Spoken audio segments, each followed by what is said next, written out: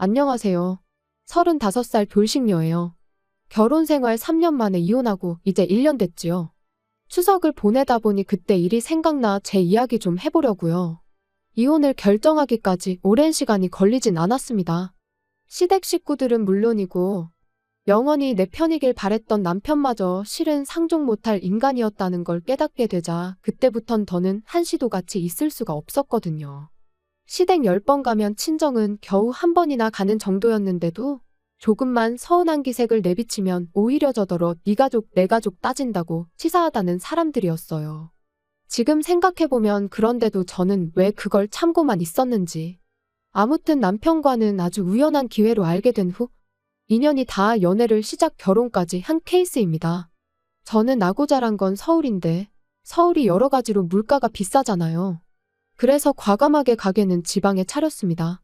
그리고 가게를 차리면서 집까지 한 동네에 장만을 했어요. 그런데 문제는 있는 돈 없는 돈 싹싹 긁어 야심차게 가게도 차리고 집도 장만했는데 얼마 안 가서부터 코로나로 난리가 난 거죠. 그래서 남편하고 결혼 이야기가 나왔을 때 아무리 머리를 굴려봐도 도무지 제가 뭘 해갈 수가 없겠는 거예요. 그래서 남편더러 내가 돈은 없고 집은 있으니 내 집에 들어와서 살라고 했습니다. 남편이 모아둔 돈은 일단 그냥 가지고 있다가 다음에 이사를 간다던가 어디 목돈 들어갈 일이 있을 때 쓰자면서요. 그런데 지금 생각해보면 제가 너무 단순했습니다. 매사 좋은 게 좋은 거다 하고 넘어간 것도 문제였고요. 특히 시댁이 한 동네에 있다는 걸 그땐 왜 그렇게 개의치 않았는지. 만약 시간을 돌릴 수만 있다면 그때의 제 자신을 몇 대라도 때려주고 싶은 심정이에요. 결혼 후에도 한동안 가게는 여전히 상황이 좋지가 않았습니다. 버는 것도 얼마 안 되었지만 그나마 가게 운영에 필요한 비용을 제외하고 나면 정말 얼마 남는 게 없었죠. 그러니까 하루는 남편이 저더러 가게에 투자할 게 있으면 투자하고 사람도 써가면서 장사하라고. 생활비 정도는 자기가 버는 돈으로 충당해도 된다면서 너무 신경 쓰지 말라나요? 그리고 그땐 그런 남편의 말이 얼마나 고마웠는지 몰라요. 그래도 내 생각해주는 건 이 사람밖에 없구나 싶었으니까요. 물론 지금에서야 곰곰이 생각해보면 그렇게 고마워할 일도 아니었는데 말이죠. 막말로 이유가 어찌됐건 저는 집이라도 들고 결혼했지 남편은 돈 얼마 모아놓은 거 있다고. 그 이유 하나로 다른 건 아무것도 안 해오고 맨몸으로 장가를 왔으니까요. 그러니 어찌 보면 생활비 정도는 남편이 혼자 낼 수도 있는 거였는데 아무튼 그때는 이런 생각은 못하고 그저 남편에게 고마운 마음이었어요.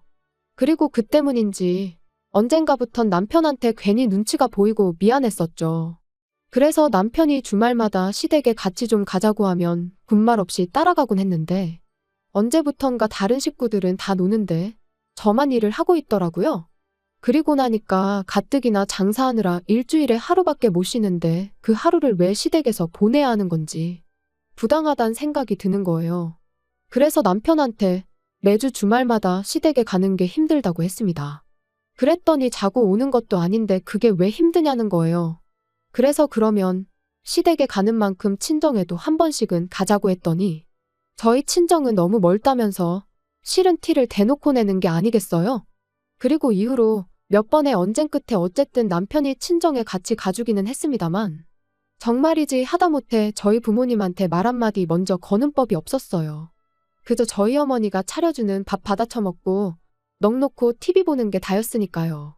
그리고 이후로도 두세 번 정도 저희 친정에만 가면 늘 그런 식으로 행동하는 남편을 보고 있자니 정 떨어진다는 말이 무슨 뜻인지 알겠더라고요.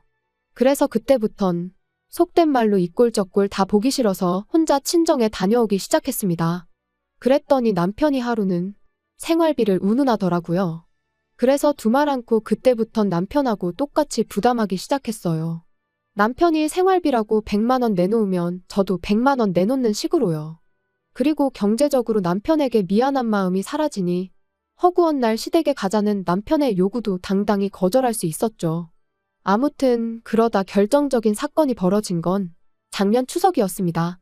좋은 회사는 명절이면 돈을 준다던데 저희 남편은 늘 선물 세트를 받아오곤 했어요. 왜? 마트에서 파는 참치 세트 같은 거 말이죠. 그리고 작년엔 스팸이었어요. 퇴근한 남편이 명절 선물이라며 스팸 세트를 식탁 위에 올려놓는데 문득 지난해에도 스팸이었던 게 떠올랐습니다. 그래서 정말 별 생각 없이 올해도 또 스팸이네 하고 한마디 했거든요. 맹세코 어떤 아기도 없이 한 말이었어요. 그런데 어째선지 남편이 갑자기 열을 내면서는 너는 뭐 이런 거 받아올 때나 있냐며 짜증을 내대요. 받아오면 그냥 고맙다 하고 먹으면 될 것을 괜히 쓸데없는 소리를 한다면서요. 그리고는 자기가 그나마 안정적인 회사를 다니고 있으니까 제가 마음 놓고 장사를 하는 거라며 당장 자기보다 돈 얼마 더 번다고 기고만장하지 말라며 방으로 들어가는데 생각지 못한 남편의 반응에 당혹스러웠습니다. 스팸을 스팸이라고 하는 게 이렇게 사람을 열받게 만들 줄은 상상도 못했으니까요. 그런데 남편은 이후로도 며칠 동안 저한테 말도 안 걸고 말 그대로 개무시를 했어요. 그리고 그런 남편을 보고 있자니 어찌나 기가 막히던지 아무리 생각해도 저는 제가 뭘 잘못한 건지 도무지 납득할 수가 없었습니다. 솔직히 까놓고 말해서 문제라면 남편 본인이 느낀 남들이 명절이라고 현금 보너스 받아올 때 자기는 스팸을 받았다는 자격지심이 문제였던 것 같은데 그게 제가 사과할 일은 아니라는 생각이었거든요. 그래서 저도 똑같이 남편을 없는 사람 취급하고 개무시를 했어요. 그랬더니 저희의 냉전은 결국 아무런 진전 없이 추석 연휴까지 이어졌지요. 추석 연휴가 시작되면서 화해는 아니더라도 어쨌든 괜찮은 척은 해야 하지 않을까 싶었습니다. 그래서 사과까지는 아니라도 남편이 먼저 물어보면 못 이긴 척 시댁도 가고 그럴 생각이었어요. 그런데 남편은 뭐가 그렇게 화가 난 건지 시댁마저 혼자 가대요.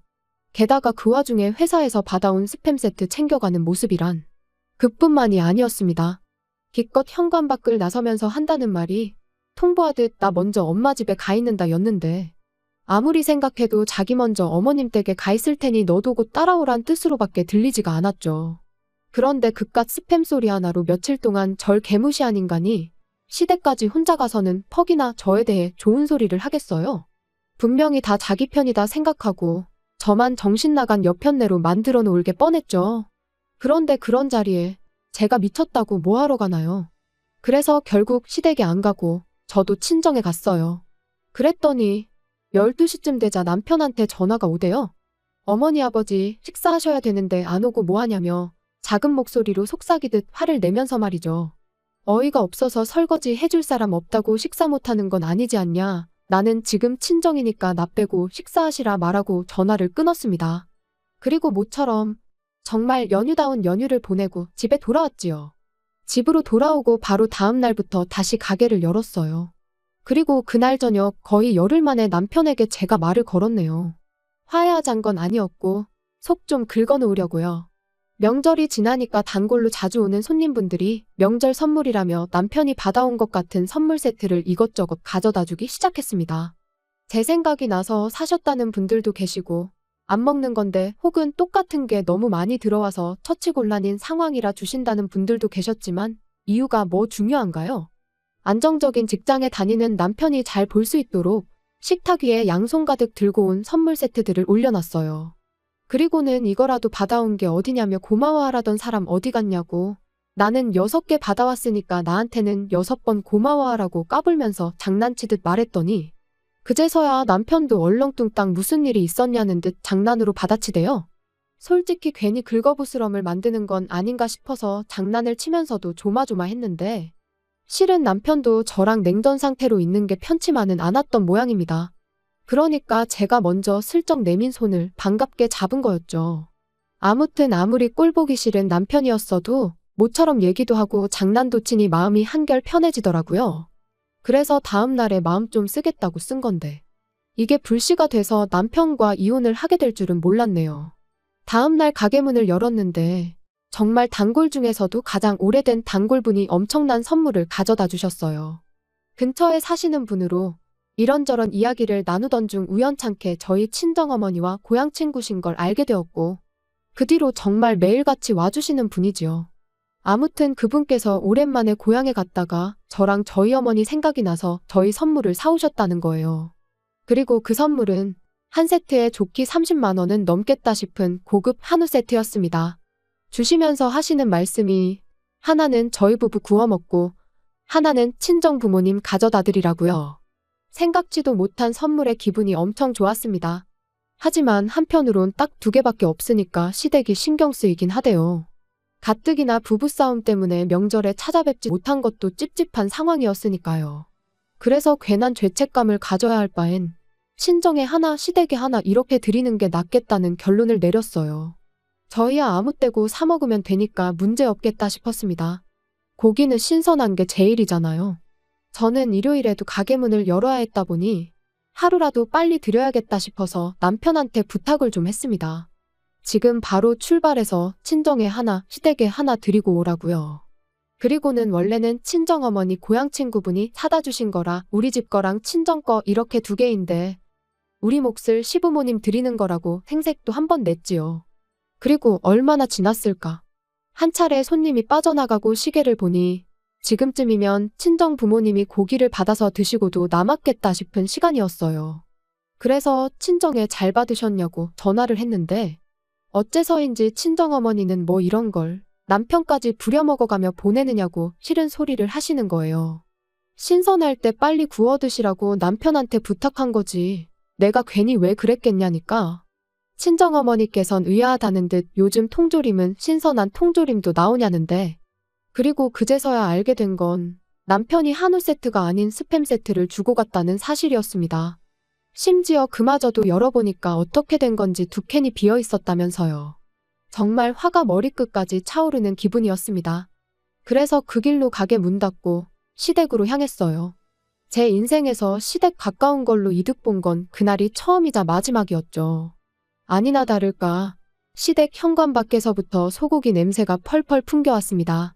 문 열고 들어가니 20인분은 좋게 됐을 그 많은 고기를 시부모님과 남편 셋이서 다 구워 처먹고는 배부르다고 몸도 제대로 가누지 못하며 바닥에 드러누워 있더라고요. 남편한테 이게 뭐 하는 짓이냐 따졌더니 제가 자초한 일이랍니다. 세상 어느 며느리가 명절에 시댁을 안 가냐면서 시댁 무시하면 어떻게 되는지 자기가 저한테 참교육 해준 거라나요? 그리고는 뚫린 입이라고 덧붙이길 그래도 자기라도 되니까 스팸이라도 가져다 드린 거라며. 고기도 먹어본 사람이 먹는 거지. 장인 장모님이 한우를 언제 드셔보시기라도 했겠냐고. 그건 한우에 대한 예의가 아니라는데.